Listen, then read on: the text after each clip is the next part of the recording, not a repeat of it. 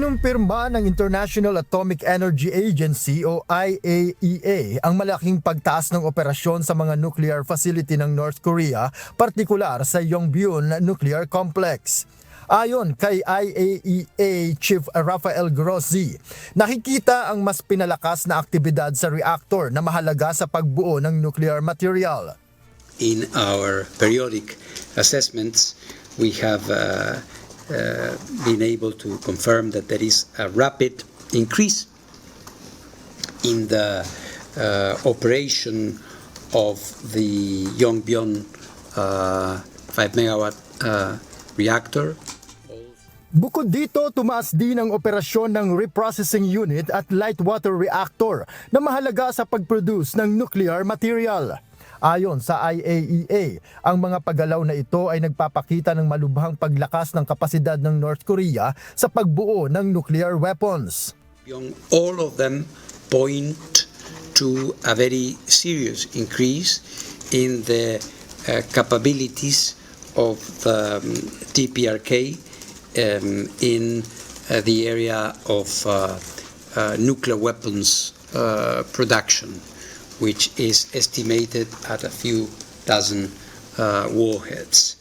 Nadiskubre rin ang posibleng pagtatayo ng bagong facility na kahalintulad ng mga uranium enrichment hall sa Yongbyon na lalong magpapalawak sa produksyon ng nuclear material. We have seen, of course, the construction of a new facility similar to the enrichment hall that we were already seeing at Yongbyon. Ayon pa sa ahensya, posibleng malaki ang madagdag sa kakayahan ng bansa na mag-enrich ng uranium, bagamat hindi pa ito matiyak ng ahensya sa ngayon. In terms of the production increase, is not easy to calculate without being there, but we consider looking at the external features of the facility that there will be a significant increase in the enrichment capacity in DPRK. Matatandaan na matagal nang nasa ilalim ng sanctions ng United Nations ang North Korea dahil sa nuclear program nito na ipinagbabawal sa ilalim ng international law. Sa kabila nito, iginiit ng Pyongyang na hindi nila isusuko ang kanilang nuclear weapons na itinuturing nilang mahalaga sa kanilang seguridad.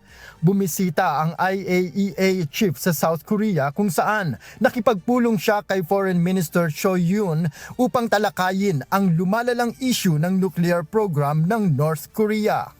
Noel Polyarco, humahataw sa balita ngayon.